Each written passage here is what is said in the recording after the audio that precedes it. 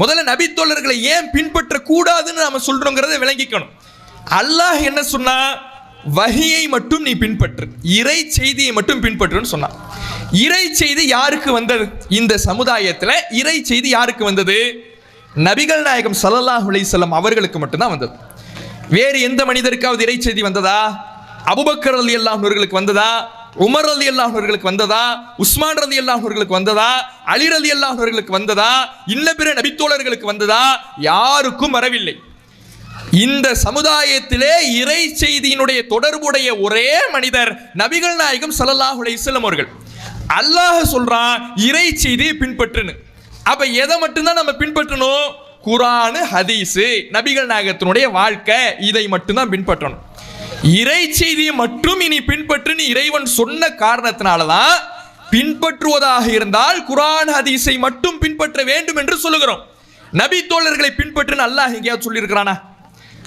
நபிகள் நாயகம் ஸல்லல்லாஹு அலைஹி வஸல்லம் அவர்கள் எங்கேயாவது சொல்லியிருக்கிறார்களா? குர்ஆன் ஹதீஸிலிருந்து ஒரு ஆதாரத்தை இதற்கு காட்ட முடியுமா? காட்ட முடியாது. நபி தோழர்களே இதை சரியாகத்தான் விளங்கி வச்சிருந்தாங்க.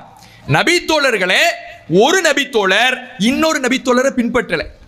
நபி தோழர்களை பின்பற்றுவது மார்க்கம் என்றால் அந்த நபி தோழர்கள் என்ன பண்ணியிருப்பாங்க? நானும் நபி தோழர், நீயும் நபி தோழர், என்ன நீ பின்பற்று, ஒன்ன நான் பின்பற்றுறேன், இப்படி செஞ்சிருக்கணும்ல. அப்படி நபி தோழர்கள் இருந்தார்களா? இல்லை. எந்த அளவுக்குன்னா, அபூ மூஸா ரலியல்லாஹு அன்ஹு அவர்களிடத்துல ஒரு சொத்து பிரச்சனை சம்பந்தமா ஒரு மனிதர் வந்து கேள்வி கேட்கிறார். அவர் ஒரு ஃபத்வாவை கொடுக்கிறார். அவர் ஒரு மார்க்க தீர்ப்பை வழங்குகிறார். என்ன ஃபத்வா அப்படின்னா, கேள்வி என்ன? இறந்த ஒரு மனிதருக்கு சகோதரி இருக்கிறாங்க, இறந்த மனிதருக்கு மகள் இருக்கிறாங்க, இறந்த மனிதருக்கு பேத்தி இருக்கிறாங்க. ஒரு மனுஷன் இறந்துட்டாரு, அவருக்கு வாரிசுதாரர்களாக 3 பேர் இருக்கிறாங்க. உடன் பிறந்த சகோதரி, பேத்தி, மகள். இவங்களுக்கு எப்படி சொத்தை பங்கிட்டு வைத்து கொடுப்பது? அபூ மூஸா ரலியல்லாஹு அன்ஹு அவர்கள் சொல்றாரு, சகோதரிக்கு கொஞ்சம் பங்கும் மகளுக்கு கொஞ்சம் பங்கும். அது சில யூகிதாச்சார அடிப்படையில் சொல்றார். பேத்திக்கு ஒண்ணு இல்லை அப்படின்னு யார் சொல்றா? அபூ மூஸா ரலியல்லாஹு அன்ஹு அவர்கள் சொல்றார். கேள்வி கேட்ட மனிதர் இருக்கிறார்ல, அவர் இப்னு மஸ்ஊத் ரலியல்லாஹு அன்ஹு அவர்கள்ட்ட போறார். இப்னு மஸ்ஊத் ரலியல்லாஹு அன்ஹு அவர்கள்ட்ட போய், நான் அபூ மூஸா ரலியல்லாஹு அன்ஹு அவர்கள்ட்ட ஒரு கேள்வியை கேட்டேன், இந்த கேள்வியை கேட்டேன், அவர் இந்த பதிலை சொன்னாரு, அது கரெக்ட் தானா அப்படின்னு கேட்கிறார். இப்போ இந்த கேள்வி கேட்ட மனிதர் இந்த விஷயத்தை நல்லா கவனிங்க. சஹாபாக்களை மார்க்கம் என்று பின்பற்றுவதாக இருந்தால் இந்த கேள்வி கேட்ட மனிதர் என்ன பண்ணியிருக்கணும்? அபூ மூஸா ரலியல்லாஹு அன்ஹு நபி தோழர் தானே, அவர் சொன்ன உடனே ஏத்துக்கிட்டு போயிட வேண்டியதானே? இல்லை, இது சரியா? மார்க் அடிப்படையில் இது சரியா? இவர் நபி தோழர் தான், இவர் சொன்னா எல்லாமே சரின்னு கிடையாது, இவர் நபி தோழர் தான், இவர் குர்ஆன் ஹதீஸின் அடிப்படையில் சொன்னாரா என்னன்னு தெரியல, எதுக்கு இப்னு மஸ்ஊத் ரலியல்லாஹு அன்ஹு அவர்கள்ட்டையும் கேட்கலான்னு கேட்கிறார். அபூ மூஸாவை தான் அனுப்பி வைக்கிறார், இப்னு மஸ்ஊத்டையும் கேளுங்க. அப்ப இப்னு மஸ்ஊத் ரலியல்லாஹு அன்ஹு அவர்கள்ட்ட கேட்கும் பொழுது இப்னு மஸ்ஊத் ரலியல்லாஹு அன்ஹு அவர்கள் சொல்லுகிறார், அபூ மூஸா சொன்ன மாதிரியே நானும் இந்த கேள்விக்கு பதிலை சொன்னேன் என்றால் நான் இந்த நேரத்தில் லலல்து, வழிகேடனாக ஆகிவிடுவேன். ஒரு நபி தோழராக அந்த அபூ மூஸா சொல்லிட்டாருங்கிறதுக்காக அதே பதில நானும் சொன்னேன்னா நான் என்னவாயிடுவேன்? வழிகேடனாக ஆயிடுவேங்கிறார். ஏன்? ரசூலுல்லாஹ் இப்படி சொல்லல, நபிகள் நாயகத்தினுடைய ஹதீஸ் இப்படி சொல்லி தரல. குர்ஆனும் ஹதீஸும் தான் மார்க்கமே தவிர அபூ மூஸா மார்க்கம் கிடையாது, நபி தோழர் மார்க்கம் கிடையாது. அவர் சொன்னாருங்கிறதுக்காக நானும் அதே ஃபத்வாவை கொடுத்தேன்னா நான் வழிகேடனாக ஆகி விடுவேன் என்று இப்னு மஸ்ஊத் ரலியல்லாஹு அன்ஹு அவர்கள் சொன்னார். அப்ப நபி தோழர்களுடைய கொள்கையே என்னவாகத்தான் இருந்தது?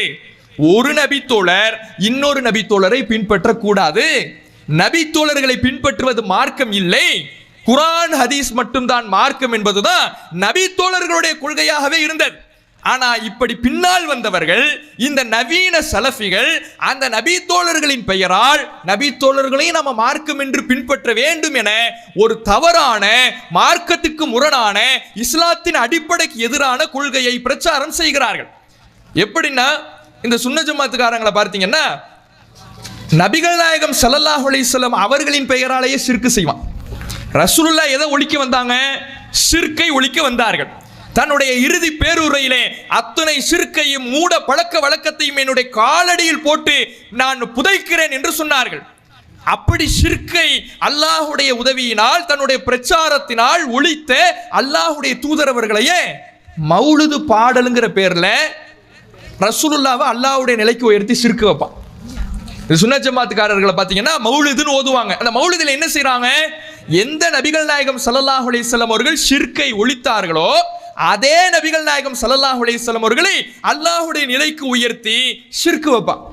அதே மாதிரி இந்த நவீன சலஃபிகளை பார்த்தீங்கன்னா எந்த நபித்தோழர்கள் குர்ஆன் ஹதீஸ் மட்டும்தான் மார்க்கம் என்று நடந்தார்களோ அதே நபித்தோழர்களை அவர்களுடைய கருத்து தான் மார்க்கம் என்று பின்னால் வந்து அவர்களின் பெயரால் வழிகேட்டை உருவாக்கி கொண்டு இவர்கள் பிரச்சாரம் செய்து வருகிறார்கள்.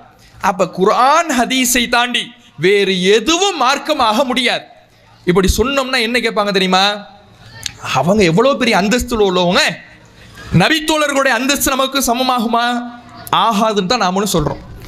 நபித்தோழர்களுடைய ஈமானுக்கு நம்முடைய ஈமான் சரிக்கு சமமாக ஆகாது. நபித்தோழர்களுடைய அந்தஸ்துக்கு நாமும் சமமாக மாட்டோம். அதனால மார்க்கம் ஏற்றும் அதிகாரம் அவங்களுக்கு வந்துடுமா? நபித்தோழர்களுக்கு வந்து விடுமா? நிச்சயமாக வராது. ஏன்? நபி இப்ராஹிம் அலைஹிஸ்ஸலாம் அவர்கள் அதற்கு ஒரு உதாரணம். இப்ராஹிம் அலைஹிஸ்ஸலாம் அவர்கள் எவ்வளவு பெரிய அந்தஸ்துள்ளவர். வத்தஹதல்லாஹு இப்ராஹிம ஹலீலா, அல்லாஹ் இப்ராஹிமை உற்ற தோழனாக எடுத்துக்கொண்டான் என்று திருமறை குர்ஆன் பேசுகிறதே. அந்த இப்ராஹிம் நபி அவர்கள் இறைவனுக்கு எவ்வளவு நெருக்கமானவர், எவ்வளவு பெரிய அந்தஸ்துள்ளவர். மனித குலத்தில் வேறு எவருக்கும் கொடுக்காத அந்தஸ்தை இறைவன் இப்ராஹிம் நபிக்கு கொடுத்தான். அப்படிப்பட்ட இப்ராஹிம் நபி அவர்கள் தானாக மார்க்க சட்டங்களை உருவாக்கவில்லை. இறைவன் கட்டளை போடுறான் அவருக்கு, காபாவை கட்டி எழுப்புங்கள் என்று. கட்டி எழுப்பி விட்டார், இறை இல்லத்தை கட்டிவிட்டார். எப்படி வணங்குவது? பள்ளிவாசல் எதுக்கு கட்டுறாங்க? வணங்குறதுக்கு தானே, அல்லாஹ்வுடைய சட்டங்களை நிறைவேற்றுவதற்கு தானே. எப்படி வணங்குவது?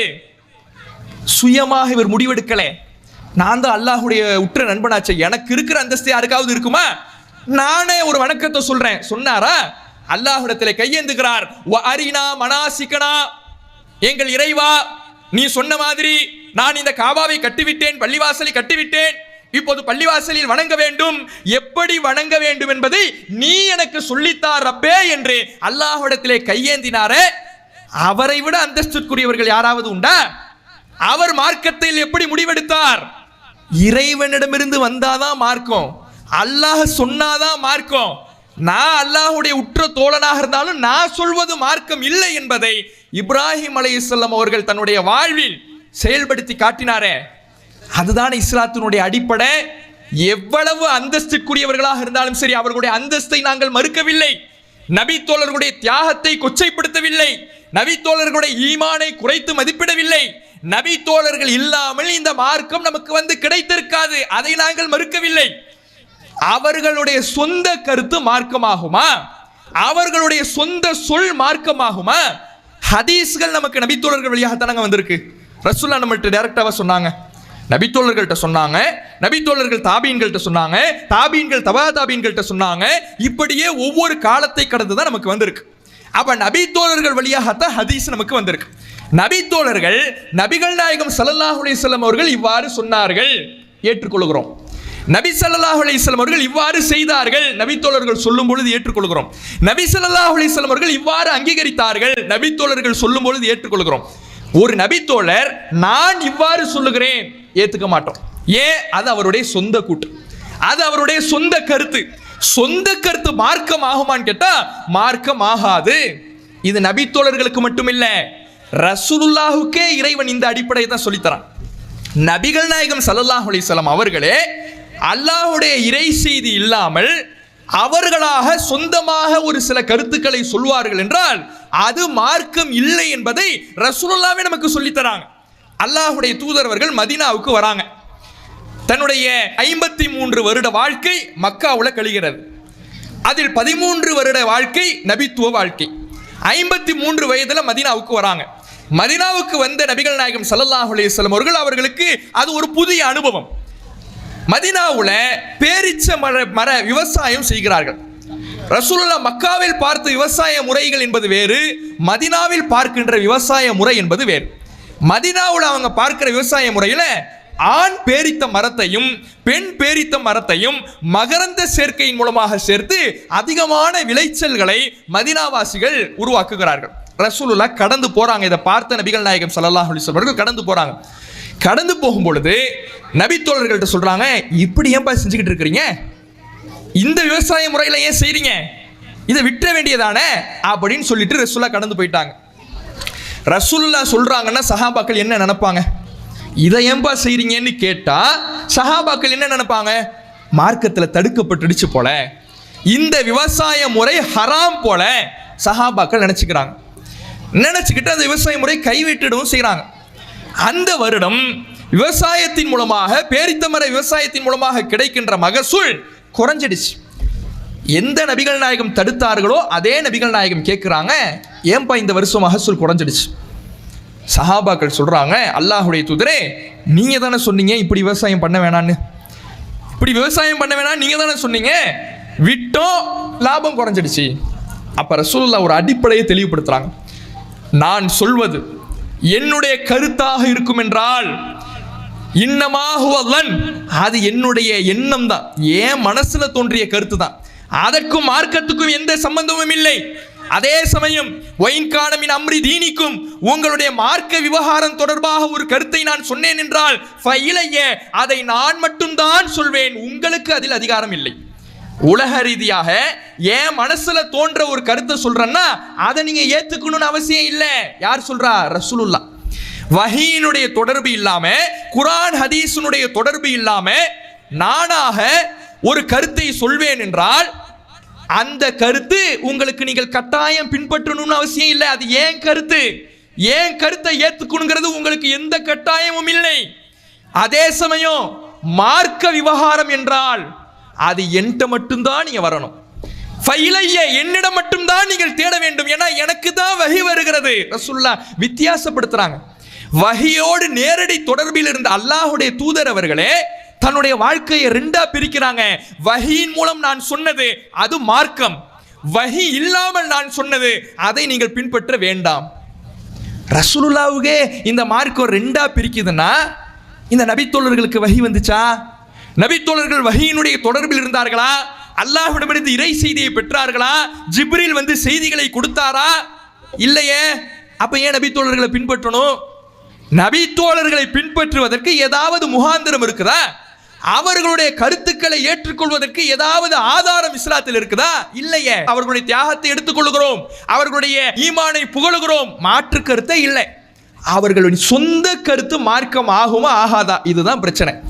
ஆகாதுன்னு திருமறை குர்ஆன் சொல்லுது, அதை நாங்க சொல்றோம். இதுல நபித்தோழர்களை எங்கேயாவது திட்டுறோமா? இமாம்களை எங்கேயாவது திட்டுறோமா? இல்லையே. அப்ப இமாம்களை திட்டுகிறோம், நபித்தோழர்களை திட்டுகிறோம் என்று இவர்கள் பரப்புவதெல்லாம் வெறும் பொய் பிரச்சாரங்கள், அவதூறு பிரச்சாரங்களை தவிர நபித்தோழர்களை ஒருபோதும் நாம திட்டுவது கிடையாது. இஸ்லாத்தின் அடிப்படையை தான் எடுத்து சொல்லுகிறோம். அடுத்து ஒன்று சொல்லுவாங்க, என்ன சொல்லுவாங்க? நபித்தோழர்களுக்கு தெரியாதது உனக்கு தெரிஞ்சிடுச்சா அப்படிம்பாங்க.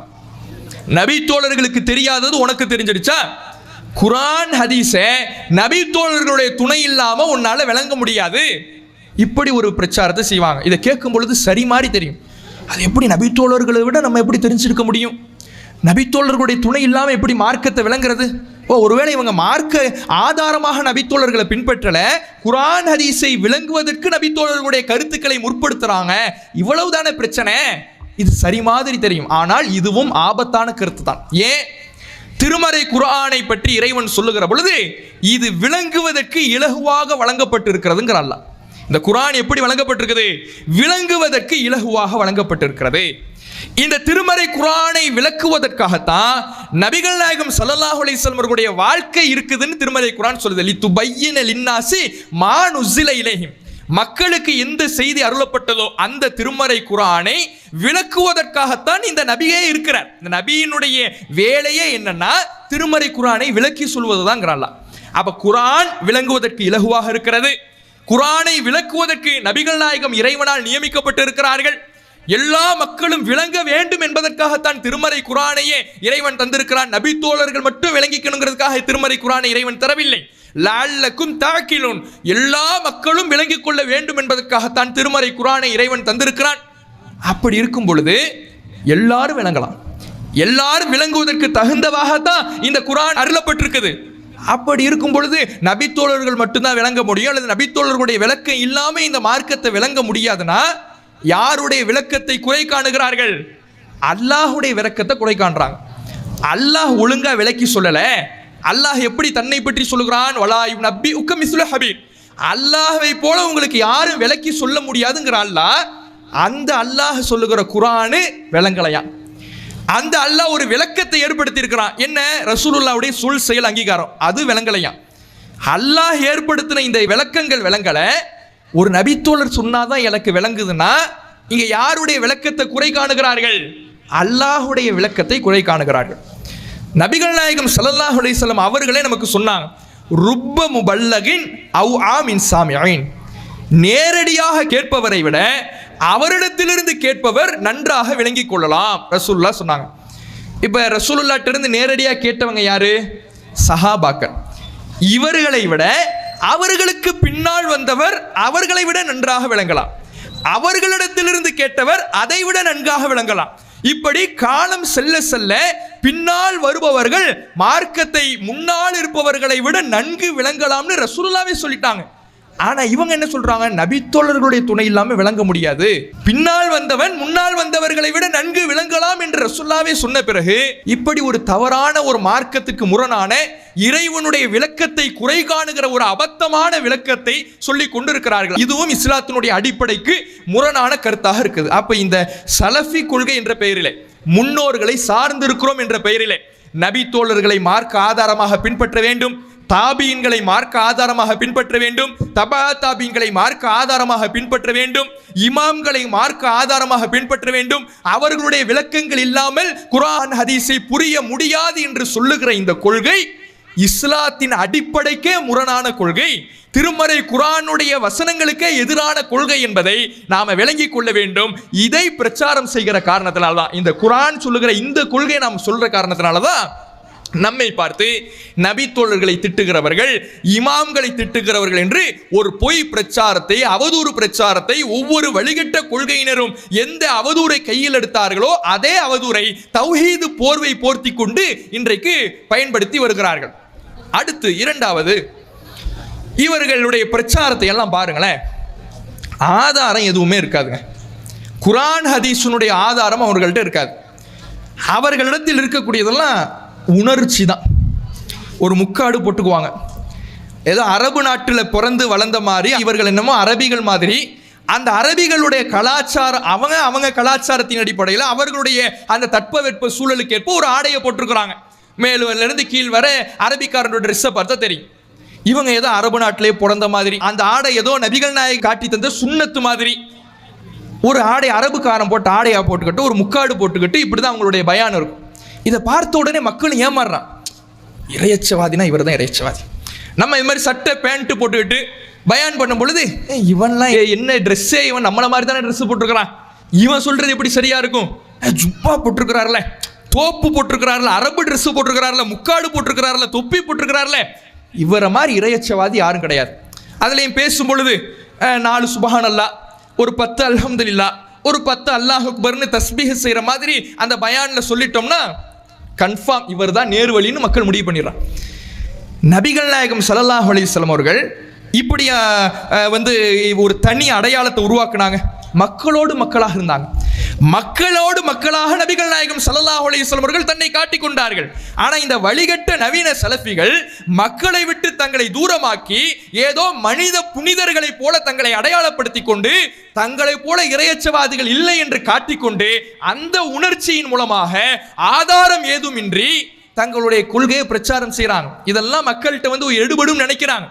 அது ஒரு சில பேர்கிட்ட ஆதாரங்களை சரியாக புரிந்து கொள்ள முடியாத மக்கள்கிட்ட எடுபடுமே தவிர ஆதாரங்களுக்கு முக்கியத்துவம் கொடுக்கிற எந்த மக்களிடத்திலையும் அது எடுபடாது.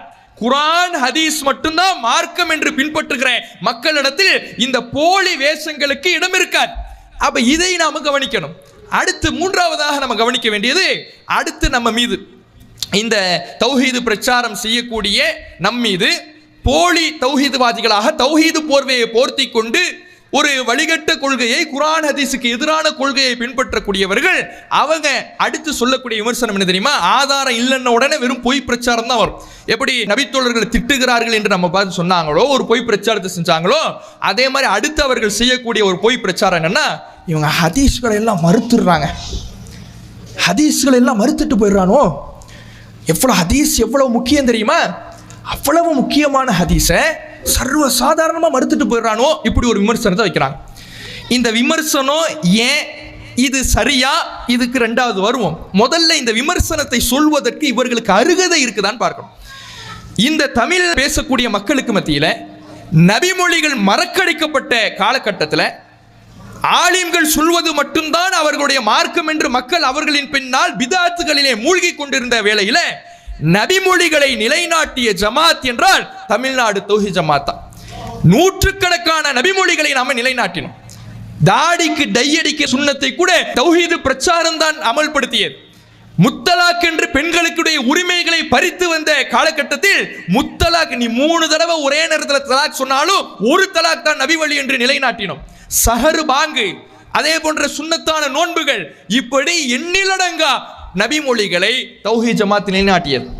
அந்த நேரத்தில் இவங்க என்ன பண்ணாங்க தெரியுமா? சஹர் பாங்குன்னு நம்ம நடைமுறைப்படுத்துறோம். அப்போ அவர்களுடைய மாத இதழில் ஒரு கேள்வியை கேட்குறாங்க. இப்படி சஹர் பாங்குன்னு ஒரு சில இடத்துல சொல்றாங்கல்ல, நம்முடைய பள்ளிகளில், அதாவது இந்த சலஃபி கொள்கையை பின் பிரச்சாரம் செய்கிறாங்கல்ல, அவர்களுடைய பள்ளிகளில், நம்முடைய பள்ளிகளில் ஏன் இந்த சஹர் பாங்கு சொல்லப்படுவது இல்லை? கேள்வி கேட்குறாங்க. என்ன சொல்லணும்? இனிமே செஞ்சிடறோம், தெரியாம இருந்துட்டோம், இனிமே நடைமுறைப்படுத்திடுறோம், ஹதீஸ் ஆதாரப்பூர்வமாகத்தான் இருக்கு, கரெக்டான கேள்வி தான், இப்படி தானே சொல்லணும். இவங்க என்ன சொல்றாங்கன்னா, சஹர் பாங்கு என்ற ஹதீஸ் இருப்பது உண்மைதான், அது ஆதாரப்பூர்வமான ஹதீஸ் தான், ஆனாலும் அதை நடைமுறைப்படுத்த தேவையில்லை. ஏன் தேவையில்லைப்பா? ரசூலுல்லாஹ்வுடைய காலத்தில் அலாரம் இல்லை, ரசூலுல்லாஹ்வுடைய காலத்தில் அலாரம் கண்டுபிடிக்கப்படலை, அதனால மக்களை எழுப்பி விடுறதுக்காக சஹர் பாங்குன்னு ஒன்று சொன்னாங்க.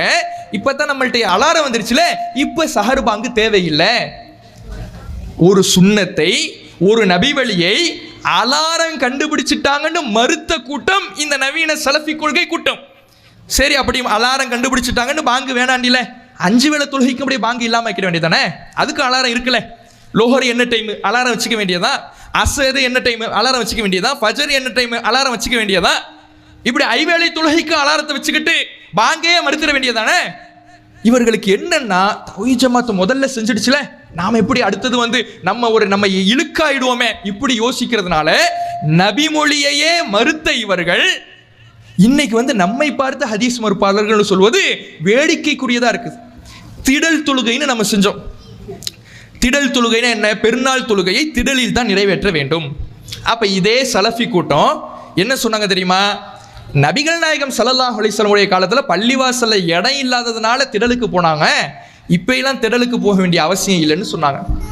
கிண்டல் பண்ணாங்க. திடல் தொழுகை, நபி வழியில் திடல் தொழுகைன்னு நாம அறிவிப்பு போடும் பொழுது ஃபஜர் தொழுகை கேள்விப்பட்டிருக்கிறோம், லொஹர் தொழுகை கேள்விப்பட்டிருக்கிறோம், அஸ்ர் தொழுகை கேள்விப்பட்டிருக்கிறோம், அது என்ன திடல் தொழுகைன்னு கேலி செஞ்ச இவர்கள், ஹதீஸை கேலி செய்த இவர்கள் நம்மை பார்த்து இன்றைக்கு ஹதீஸ் மறுப்பாளர்கள் சொல்றாங்க. அப்ப இவர்கள் சொல்லக்கூடிய இந்த ஹதீஸ் மறுப்பாளர்கள் என்ற பட்டம் அவர்களுக்கு தான் பொருந்துமே தவிர நமக்கு பொருந்தாது. அந்த விமர்சனத்தை, அந்த பொய் பிரச்சாரத்தை செய்வதற்கு கூட இவர்களுக்கு அருகதை இல்லை என்பதை முதலில் விளங்கிக் கொள்ள வேண்டும். அடுத்து ஏன் இதை செய்யறாங்க, ஏன் இப்படி ஒரு விமர்சனத்தை வைக்கிறாங்க? நபித்தோழர்களை பின்பற்ற கூடாதுன்னு சொன்னதுனால நபித்தோழர்களை திட்டுறோம் அப்படின்னு விமர்சனம் செஞ்சாங்கல்ல, இப்ப ஹதீஸ்களை மறுக்கிறோம்னு ஏன் விமர்சனம் செய்யறாங்க? இதையும் நாம புரிஞ்சுக்கணும். இப்ப குரானும் ஹதீஸும் ரெண்டுமே மார்க்கம், இது எல்லா முஸ்லிம்களும் ஒத்துக்கொண்டது. இதுல யாருக்கு மாற்று கருத்து இருக்கா? இல்லை. இரண்டுமே இறை செய்தி, இதுல யாருக்காவது மாற்று கருத்து இருக்குதா? இல்லை.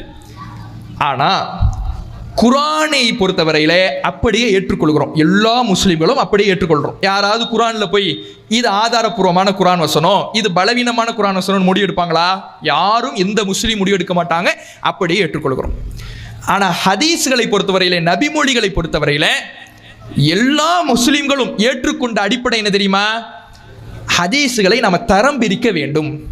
ஏன்னா ஹதீஸ்கள் நூற்றாண்டு காலமாக வாய்மொழி பரிமாற்றமாகத்தான் பரிமாறப்பட்டுச்சு. குரானை பொறுத்தவரையிலே ஒட்டுமொத்த குரானும் மனனம் செய்யப்பட்ட காரணத்தினால் அதனுடைய பாதுகாப்பு உச்சத்தில் இருக்கிறது. இறைவன் அதை பாதுகாக்கிறான், அறிவுடையவர்களுடைய உள்ளத்தில் பாதுகாக்கிறான். ஆனா ஹதீஸை பொறுத்தவரையில மொத்த ஹதீஸ்களும் மனனம் செய்யப்படாத காரணத்தினால இஸ்லாத்தின் பெயரால் தவறான செய்திகளை நுழைக்க நினைத்தவர்களும், மனித பலவீனத்தினால், மறதியினால் தவறாக புரிந்து கொண்டு தவறாக செய்தியை அறிவித்தவர்களுடைய செய்திகளும் ஹதீஸ்களின் பெயரால் கலந்து விட்டது. ரசூலுல்லாஹ்வுடைய செய்தியோட பொய்யான செய்தியையும் கலந்துட்டான். சில அறிவிப்பாளர்கள் அவங்களுக்கு இட்டுக்கட்டணும், பொய் சொல்லணுங்கிற நோக்கம் கிடையாது, தப்பா அவங்க புரிஞ்சிருப்பாங்க. தப்பா அவங்க கேட்டிருப்பாங்க, ஒரு வார்த்தையை மாத்தினாலும் கருத்து மாறிடும்ல. அப்படி தவறான செய்திகளும் ரசூலுல்லாஹ்வுடைய செய்திகளோட நுழைஞ்சு கிடக்கு. இதை நாம தரம் பிரிக்கணும். அதற்கு தான் ஹதீஸ் கலை அப்படின்னு உருவாக்குனாங்க. தரம் பிரிக்கிறது எப்படி? நபிகள் நாயகம் ஸல்லல்லாஹு அலைஹி வஸல்லம் அவர்களுடைய செய்திகளிலிருந்து பொய்யான தவறான செய்திகளை பிரித்தறிந்து ரசூலுல்லாஹ்வுடைய செய்திகளை ஏற்றுக்கொள்ள வேண்டும், இந்த பொய்யான தவறான செய்திகளை விட்டுவிட வேண்டும். இதுதான் ஹதீஸ்களை உருவாக்கப்பட்ட நோக்கம். இப்போ ஒரு ஹதீஸ் கலையில ரெண்டு விஷயத்தை ஒரு ஹதீஸ்ல கவனிக்கணும். ஒன்று அறிவிப்பாளர் தொடர், இன்னொன்று அறிவிக்கப்படும் செய்தி. இப்போ ஒரு அறிவிப்பாளர் தொடர் வருது. அறிவிப்பாளர் தொடர்னா என்ன? ரசூலுல்லாஹ் நபி தோழருக்கு சொன்னாங்க, நபி தோழர் தாபிக்கு சொன்னார், தாபி தபா தாபிக்கு சொன்னார், அவர் அடுத்து வந்தவருக்கு சொன்னார், அவர் அடுத்து வந்தவருக்கு சொன்னார், அவர் புகாரி இமாமுக்கு சொன்னார். இதுதான் அறிவிப்பாளர் தொடர். இதுல யாராவது ஒரு நபர் பொய்யராகவோ அல்லது பலவீனமானவராகவோ இருந்தால் அந்த செய்தியை யாராவது ஏத்துக்குவாங்களா? அதைத்தான் என்னன்னு சொல்லுவோம், பலவீனமான செய்தி. இப்ப பலவீனமான செய்தின்னு விட்டுடுறோம்ல. இப்படி விடுகிற காரணத்தினால யாரையாவது ஹதீஸ் மறுப்பாளர்கள்னு நம்மை பார்த்து ஹதீஸ் மறுப்பாளர்களை விமர்சனம் சொல்றாங்கல்ல, அவர்கள் இப்படி சொல்லுகிற காரணத்தினால் யாரையாவது ஹதீஸ் மறுப்பாளர்கள் சொல்லுவாங்களா? சொல்ல மாட்டாங்க. ஏன்? அறிவிப்பாளர் தொடரில் குறை இருந்துச்சு, அவர் அது ஹதீஸ் இல்லைன்னு முடிவெடுத்துட்டாரு. ஹதீஸ் இல்லை என்று முடிவெடுப்பதற்கும் ஹதீஸை மறுப்பதற்கும் வித்தியாசம் இருக்குது. இது ரசூலுல்லாஹ் சொல்லியிருக்க மாட்டாங்க, ஏன்னா பலவீனமான ஆள் வந்துட்டாருன்னு முடிவெடுத்துட்டார். இப்படி முடிவெடுப்பது எப்படி ஹதீஸ் கலையில் இருக்கிறதோ அதே போல அறிவிக்கப்படும் செய்தி இருக்குதுல்ல, அதையும் கவனிக்கணும்னு ஹதீஸ் கலை சொல்லுது. இமாம் இப்னுல் ஜௌசி தன்னுடைய மௌதுஆத் என்கின்ற புத்தகத்திலே சொல்லுகிறார், ஹதீஸுடைய ரசூலுல்லாஹ்வின் பெயரால் அறிவிக்கப்பட்ட செய்தியினுடைய அறிவிப்பாளர்கள் எல்லாம் நம்பகமானவர்களாக இருப்பார்கள். எல்லா அறிவிப்பாளர்களும் நம்பகமானவர்களாக இருப்பார்கள். ஆனால் வக்கது யகூனுல் ஹதீஸு மௌதுஅன், ஆனால் அந்த அறிவிக்கப்பட்ட செய்தி இருக்குல்ல, அது இட்டுக்கட்டப்பட்டதாக இருக்கும். அறிவிப்பாளர் சரியா இருப்பாங்க, ஆனா செய்தி என்னவா இருக்கும்? பொய்யா இருக்கும். அறிவிப்பாளர்கள் நம்பகமானவர்களாக இருந்தாலும் செய்தி தவறான செய்தியாக இருக்கும் என்று இமாம் இப்னுல் ஜௌசி ஹதீஸ் கலையில் எழுதி வைத்திருக்கிறார். அப்ப இப்படி ஹதீஸ் கலையிலே இருக்கக்கூடிய விதி, எப்படி அறிவிப்பாளர் தொடர்களை பார்த்து அதில் ஒரு பலவீனமான நபர் வந்தால் அந்த செய்தியை நபிகள் நாயகம் சொன்னார்கள் என்று முடிவெடுக்க கூடாதோ, அதே போல அறிவிக்கப்பட்ட செய்தி ரசூலுல்லாஹ் இப்படி சொன்னாங்க, ரசூலுல்லாஹ் இப்படி செய்தார்கள், ரசூலுல்லாஹ் இப்படி அங்கீகரித்தார்கள் நபிகள் நாயகத்தோடு இணைக்கப்படுகிற அந்த செய்தியையும் கவனிக்க வேண்டும். அது பிற திருமறை குர்ஆனுடைய வசனங்களுக்கோ பிற ஹதீஸ்களுக்கோ முரணாக வரும் என்றால் அந்த செய்தியை ரசூலுல்லாஹ்வோடு இணைக்க கூடாது. அதே ஹதீஸ்களை சொல்லித்தருது. அப்ப இந்த ஒரு விதியை, அறிவிக்கப்படும் செய்தியை கவனித்து அந்த செய்தியை ஏற்றுக்கொள்ள கூடாது என்று நாம் சொல்லுகிற காரணத்தினால் நம்மை ஹதீஸ் மறுப்பாளர்கள் என்று சொல்வார்கள் என்றால், இவர்கள் யாரையும் ஹதீஸ் மறுப்பாளர்கள் சொல்லணும்? அறிவிப்பாளர் தொடரில் பலவீனம் இருந்தா அந்த செய்தி ஏத்துக்காம விடுறாங்களே அவங்களே ஹதீஸ் மறுப்பாளர்கள் சொல்லணும். அப்படி சொல்லுவாங்களா? சொல்ல மாட்டாங்க. அப்ப இரண்டுமே இரண்டு கண்களை போல, அறிவிப்பாளர் தொடரையும் பார்க்கணும், அறிவிக்கப்படும் செய்தியையும் கவனிக்கணும். ரெண்டும் சரியாக இருந்தாதான் அதை ரசூலுல்லாஹ்வோடு போய் இணைக்கணும். ரெண்டுல ஒன்று சரியில்லைனாலும் அதை ரசூலுல்லாஹ்வோடு போய் இணைக்க கூடாது. அறிவிப்பாளர் தொடரில் பலவீனமா இருக்குது, அதை ரசூலுல்லாஹ்வோடு போய் இணைக்க கூடாது. அல்லது அறிவிப்பாளர் தொடர் சரியா இருக்குது, கருத்து தப்பா இருக்குது, ரசூலுல்லாஹ்வோடு போய் இணைக்க கூடாதுன்னு சொல்றோம். இதுக்கு உடனே ஹதீஸ் மறுப்பாளர்கள் பார்த்துக்கிட்டீங்களாங்கிற இப்படி சொல்வதாக இருந்தால், முன்பு இவர்கள் யாரையெல்லாம் போற்றுகிறார்களோ இமாம்கள், இவர்கள் யாரை பின்பற்றி வாழுகிறார்களோ அந்த இமாம்களை கூட இவர்கள் ஹதீஸ் மறுப்பாளர்கள் சொல்லணும். ஏன்னா அவர்களும் இதே அடிப்படையை வைத்து இது ஹதீஸ் இல்லை என்று முடிவெடுத்து இருக்கிறார்கள். இப்போ உதாரணத்துக்கு ஒரு சில விஷயத்தை சொல்லுவோம். ரசூலுல்லாஹ்வுடைய பெயரால் ஒரு செய்தி வருதுங்க, அறிவிப்பாளர் தொடர் சரியா இருக்கு, ஆனா அந்த செய்தியை ரசூலுல்லாஹ்வோட இணைக்கிற வகையில் இல்லை. நபிகள் நாயகம் ஒரு அந்நிய பெண்ணோடு தனிமையில் இருந்தார்கள், அந்த பெண்மணிக்கு அருகாமையில் படுத்திருந்தார்கள், அந்த பெண்மணி ரசூலுல்லாஹ்வுடைய தலையில் கை வைத்து பேன் பார்த்து விட்டார். இப்படி ஒரு செய்தி வருது. இதை நம்ம உள்ள ஏத்துக்குதா? உலகத்துக்கு ஒழுக்கத்தை போதித்த பையாத்து செய்யும் பொழுது கூட ஒரு பெண்ணின் மீது தன் கையை வைக்காத அல்லாஹ்வுடைய தூதர் ஒரு அந்நிய பெண்ணோடு தனிமையில் இருப்பார்களா? அந்த பெண் பேன் பார்த்து விட அனுமதிப்பார்களா? அனுமதிக்க மாட்டார்கள். இதை ரசூலுல்லாஹ்வோடு இணைக்க முடியாதுன்னு நாம சொல்றோம். அறிவிப்பாளர் தொடர் சரியா இருக்கட்டும், ஆனா அறிவிக்கப்பட்ட செய்தி ரசூலுல்லாஹ்வோடு இணைக்கிற வகையில் இல்லை. இணைக்கிற வகையில் இல்லை என்றால் அதை ரசூலுல்லாஹ்வோடு தொடர்பு படுத்த கூடாது என்பதை நபிகள் நாயகமே நமக்கு சொல்லி தந்திருக்கிறாங்க. ரசூலுல்லாஹ் சொல்றாங்க, இதா சமிஅத்துமுல் ஹதீஸ் அன்னி, என் பெயரால் ஒரு செய்தி நீங்க கேள்விப்படுறீங்க, ஆனால் அந்த செய்தியை நீங்கள் படிக்கிற பொழுது துன்கிர்ஹு குலூபுக்கும், உங்களுடைய உள்ள அதை வெறுக்குது. இதை எப்படி ரசூல்லாவோட பயணிக்க முடியும்? ரசூல்லா எப்படி ஒரு அந்நிய பெண்ணோட தனிச்சிருப்பாங்க? உங்க உள்ள வெறுக்குது. வெறுத்தால் நான் அந்த செய்தியை விட்டு வெகு தூரமானவன் என்று ரசூலுல்லாவே சொல்றாங்க. வெகு தூரமானவன் என்ன அர்த்தம்? எனக்கு அந்த செய்திக்கு சம்பந்தம் இல்லப்பா, அது பொய்யுங்கிறாங்க ரசூல்லா. அப்ப நபிகள் நாயகமே எனக்கும் அது போன்ற செய்திக்கு சம்பந்தம் இல்லை என்று சொன்ன காரணத்தினால இது மாதிரி செய்தியை ரசூல்லாவோட இணைக்க கூடாதுன்னு சொல்றோம். இவங்க என்ன பண்றாங்க? அப்படிலாம் இல்லை, இணைச்சுதான் ஆவோங்கிறாங்க. சரி, ஏத்துக்கிறீங்கல்ல, நீங்க அதை ஹதீஸ்னு ஏத்துக்கிறீங்க. நாங்க அது ஹதீஸ் இல்லப்பா, ரசூல்லாவோட பேரால யாரோ ஏதோ ஒன்று செய்தியை தவற அறிவிச்சுக்கிறாங்க, அல்லது ஏதோ ஒரு பொய் பரப்பப்பட்டிருக்கு, இதை ரசூல்லாவோட இணைக்க முடியாதுங்கிறோம். அதை ஹதீஸ் என்று நாங்கள் அங்கீகரிக்கல. ஹதீஸ் என்று ஏற்றுக்கொண்டு அதனுடைய கருத்தை மறுத்தாதான் ஹதீஸ் மறுப்பாளர்கள் நீங்க சொல்றதுக்கு நியாயம் இருக்கு. அது ஹதீஸே இல்லைங்கிறோம் நாங்கள். அதை ஹதீஸ் ரசூல்லாவோட அது சம்பந்தப்படுத்த முடியாதுங்கிறோம். ஆனா நீ என்ன பண்ற? சம்பந்தப்படுத்தணுங்கிற. படுத்தணும்னு நீங்க சொல்றீங்கன்னா நீங்க என்ன பண்ணணும்? அந்த செய்தியை நீங்க நடைமுறைப்படுத்தணும். அந்த செய்தியின் படி சட்டம் சொல்லணும். ஏன்னா ரசூல்லாவுடைய வாழ்க்கை சட்டம். ரசூல்லாவுடைய வாழ்க்கை சட்டம்னா அவங்க என்ன சட்டம் சொல்லணும்? அந்நிய பெண்ணோடு தனிமையில் இருக்கலாம், ஒரு அந்நிய பெண் அந்நிய ஆணுக்கு பேன் பார்த்து விடலாம், நெருக்கமாக அமர்ந்திருக்கலாம், சட்டம் சொல்லணும். சொல்றாங்களா? இல்ல அப்படின்னு முடிக்கிறாங்க. ஹதீஸ்னு நீங்க ஏத்துக்கிறீங்களே, நாங்க இது ஹதீஸ் இல்லைங்கிறோம். எந்த அடிப்படையில் இல்லைங்கிறோம்? ரசூலுல்லாவே எங்களுக்கு சொல்லி தந்திருக்கிறாங்க. என்ன ஒரு செய்தியோடு சம்பந்தப்படுத்த உன்னுடைய ஈமான் வெறுத்துச்சுன்னா என்னோட சம்பந்தப்படுத்தாதங்கிறாங்க ரசூலுல்லா. அதனால நாங்க சம்பந்தப்படுத்தல. அது ஹதீஸ் இல்ல, ரசூலுல்லா சொல்லியிருக்க மாட்டாங்க, ரசூலுல்லா செஞ்சிருக்க மாட்டாங்கிறோம். நீங்க எப்படி ஒத்துக்கிறீங்க? ரசூலுல்லா செஞ்சாங்கன்னு ஒத்துக்கிறீங்க. செய்தார்கள் என்று ஒத்துக்கொண்டீர்கள் என்றால் நீங்கள் தான் அதை ஹதீஸ்னு ஏத்துக்கிறீங்க. ஹதீஸ் என்று ஏற்றுக்கொண்டு அதன்படி நீங்க மார்க்க தீர்ப்பு வழங்கலைன்னா, அதை நீங்கள் செயல் வடிவம் கொடுக்கலைன்னா, இப்ப ஹதீஸ் மறுப்பாளர்கள் யாரு? நீங்க தானே. அப்ப ஹதீஸ் மறுப்பாளர்களாக அவர்கள் இருந்து கொண்டு நம்மை பார்த்து நபிகள் நாயகம் காட்டி தந்த வழியில் ஹதீஸ்களை சொல்லுகிற வகையில் ரசூலுல்லாவோடு சில செய்திகளை இணைக்க முடியாது என்று சொல்லுகிற காரணத்தினால நம்மை ஹதீஸ் மறுப்பாளர்கள் என்று சொல்லுகிறார்கள். இதுவும் பொய், அவதூறு பிரச்சாரம். அப்ப இந்த நவீன வழிகட்ட சலஃபி கொள்கையை சார்ந்தவர்கள் தௌஹீது என்று சொல்லிக்கொண்டு இது போன்ற ஒரு கொள்கையை பிரச்சாரம் செய்து வருகிறார்கள். முன்னோர்களுடைய கருத்துக்கள் மார்க்கம் என்று பிரச்சாரம் செய்து வருகிறார்கள். இவர்களுடைய அந்த பிரச்சாரத்தில் கவனமாக இருக்கணும். ஏன்னா இது இப்ப தோன்றிய பிரச்சாரம் இல்லை. சுன்னத்துல் ஜமாத்து தர்கா வழிபாட்டிலிருந்து அவர்களுக்கு எதிராக நம்ம பிரச்சாரம் செய்யும் பொழுது அந்த தர்கா வழிபாட்டுக்காரர்களை எதிர்க்கின்ற தேவ்பந்திகள் அப்படிங்கிற ஒரு அமைப்பு, இந்த தப்லீக் ஜமாத்லாம் இருக்கிறாங்கல்ல, அவர்கள்லாம் தேவ்பந்திகள். அவர்கள்லாம் நமக்கு முன்னாடியே தர்காவை எதிர்க்கிறோம் என்று அவங்களாம் இருந்தவங்க தான். ஆனாலும் அவர்களும் தவறான கொள்கையில் இருக்கிறார்கள். ஏன் சொல்றோம்? அவர்கள் முன்னோர்களை மார்க்கமாக ஆதாரமாக ஆக்குனாங்க. அவர்கள் வஹீயின் அடிப்படையில், குர்ஆன் ஹதீஸ் அடிப்படையில் தான் மார்க்கம்னு அவங்க நிக்கல. அவங்க முன்னோர்கள்லாம் மார்க்க ஆதாரமாக ஆக்குறாங்கன்னு தான் அவர்கள் வழிகெட்ட கொள்கையினர், அவர்களிடத்தில் சத்தியம் இல்லை என்று சொன்னோம். யாரும் சொன்னா இன்னைக்கு யாரெல்லாம் தங்களை வழிகெட்ட சலஃபி கொள்கையினர்னு சொல்லிக் கொள்றாங்களோ, தாங்கெல்லாம் சலஃபியாக்கள்னு சொல்லிக்கிறாங்களோ, அவர்களும் அதை தான் சொன்னாங்க. அதனால தான் அவர்களுடைய அமைப்பு பேர் என்னவா இருந்துச்சு? ஜம்மியத்து அஹ்லில் குர்ஆன் வல் ஹதீஸ். குர்ஆன் ஹதீஸை மட்டும் பின்பற்றுகிற கூட்டமைப்புன்னு ஆரம்பத்தில் பேர் வச்சாங்க. ஆனா இப்போ என்ன பண்ணிட்டாங்க? அதே தேவ்பந்திகள், அந்த தப்லீக் ஜமாத்தினுடைய கொள்கை என்னவோ அதே தான் இவங்களுடைய கொள்கை.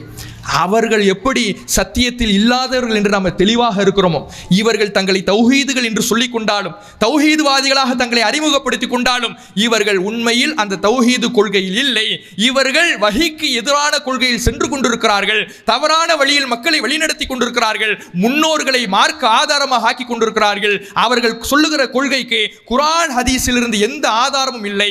அதனால் தான் சில அவதூறு பிரச்சாரங்களை நம்மை நோக்கி செய்து கொண்டிருக்கிறார்கள். அதற்கான பதிலை தான் உங்கள் முன்னால் வைத்திருக்கிறோம். அல்லாஹ் சொல்லுகிறான், வஅன்ன ஹாதா சிராத்தி முஸ்தகீமா, இதுவே என்னுடைய நேரான வழி, அதை ஃபத்தபிஉஹு, அதை மட்டும் நீங்கள் பின்பற்றுங்கள். வஹி எதுவோ அது மட்டும்தான் அல்லாஹ்வுடைய வழி. குர்ஆன் ஹதீஸ் எதுவோ அது மட்டும்தான் அல்லாஹ்வுடைய வழி, அதை மட்டும் நீங்கள் பின்பற்றுங்கள். வலா தத்தபிஉஸ் சுபுல், பல வழிகளை பின்பற்றாதீர்கள். இதுவும் சரிதான், அதுவும் சரிதான், இங்கே இருப்பேன் அங்கே இருப்பேன், இப்படி பின்பற்றாதீர்கள். ஃபதஃபர்ரக பிக்கும் அன் சபீலி, அப்படி நீங்கள் எல்லா சரிதான நீங்கள் பின்பற்றினீர்கள் என்றால் நீங்கள் அல்லாஹ்வுடைய ஒரு நேர்வழியில் கூட இருக்க முடியாது என்று இறைவன் சொல்லுகிறான். எனவே அல்லாஹ்வுடைய ஒரு வழியான குர்ஆன் ஹதீஸ் மட்டும்தான் மார்க்கம் என்கின்ற சத்தியத்தை நோக்கி வாருங்கள் என்கின்ற அன்பான அழைப்பை கொடுத்து என்னுடைய உரையை நிறைவு செய்கின்றேன். வாஹிரு தாவானா அல்ஹம்துலில்லாஹி ரப்பில் ஆலமீன்.